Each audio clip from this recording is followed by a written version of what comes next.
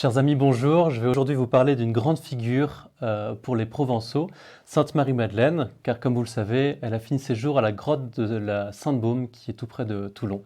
C'est aussi une grande figure pour tous les catholiques, car les évangiles en font mention à plusieurs endroits, et elle sera la première à être témoin de la résurrection du Christ.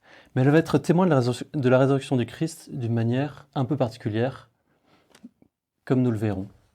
C'est elle qui va venir donc de bon matin au tombeau pour embaumer le corps de Jésus, ce Jésus qu'elle aimait tant. Et que voit-elle en arrivant au tombeau? Eh bien, pas grand-chose. D'après l'évangile de Marc, et qui sera lu le matin de Pâques, elle ne voit que le tombeau vide, la pierre qui est roulée et un ange qui lui parle. Elle voit donc un tombeau vide, ce qui n'est en soi pas très convaincant. Et pourtant, elle part annoncer la résurrection du Christ aux apôtres et elle devient ainsi l'apôtre des apôtres. C'est vraiment étrange parce que ce tombeau vide, d'autres le verront aussi, mais ne croiront pas. Les gardes le verront, les chefs des prêtres le verront, et ils ne croiront pas à la résurrection du Christ. Un même événement provoque chez les uns l'enfermement et chez Marie-Madeleine la foi. Pourquoi? Je pense que c'est notamment parce que le cœur et la raison de Sainte Marie-Madeleine s'étaient laissés préparer durant sa vie. Une grande qualité qu'on peut reconnaître à Sainte Marie-Madeleine, c'est son humilité. Elle était humble parce qu'elle a beaucoup péché.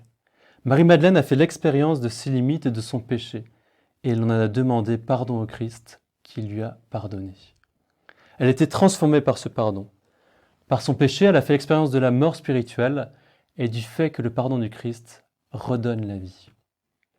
C'est ce qui est dit dans ce passage de Saint Luc au chapitre 7, verset 47. « À cause de cela, je te le dis, ses péchés, ses nombreux péchés lui sont remis parce qu'elle a montré beaucoup d'amour. » Chers amis, je pense qu'un bon carême ne serait pas un bon carême s'il ne comportait pas juste avant Pâques, au moins juste avant Pâques, une bonne confession. Je crois pour cela, il faut vraiment prendre la résolution de s'approcher du confessionnal avec le même mouvement de cœur que Sainte Marie-Madeleine, un profond regret de nos péchés et une grande confiance dans le pardon de Jésus. Prenons cette résolution de faire une belle confession avant Pâques avec, à l'imitation de Sainte Marie-Madeleine, un cœur contrit et une grande confiance, une volonté d'être relevé par le pardon de Dieu.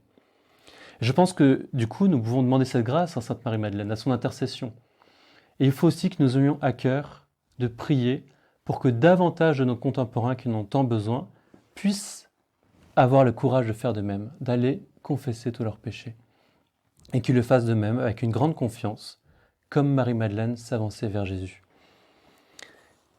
Et pour cela, nous pouvons faire nôtre cette prière du petit journal de Sainte Faustine, qui nous dit, au numéro 72, « Jésus, vérité éternelle, notre vie, j'implore et je mendie ta miséricorde pour les pauvres pécheurs. Très doux cœur de mon Seigneur, empli de pitié et d'indicible miséricorde, je te supplie pour les pauvres pécheurs. Ô cœur sacré, source de miséricorde, dont les rayons de grâce inconcevables se répandent sur tout le genre humain, je t'en supplie, donne la lumière aux pauvres pécheurs. Ô Jésus, souviens-toi de ton amère passion et ne me permets pas que périssent les âmes rachetées au prix de ton sang très saint. Ô Jésus, lorsque je contemple le don de ton sang, je me réjouis de son inestimable valeur, car une goutte aurait suffi pour tous les pécheurs. Bien que le péché soit un abîme de mal et de l'ingratitude, le prix donné pour nous est sans commune mesure. C'est pourquoi que chaque âme ait confiance en la passion du Seigneur, qu'elle mette son espérance dans sa miséricorde. Je vous propose de retenir cette formule pour vous préparer à cette confession juste avant Pâques. Que chaque âme, que mon âme ait confiance en la passion du Seigneur et que je mette mon espérance dans sa miséricorde. Amen.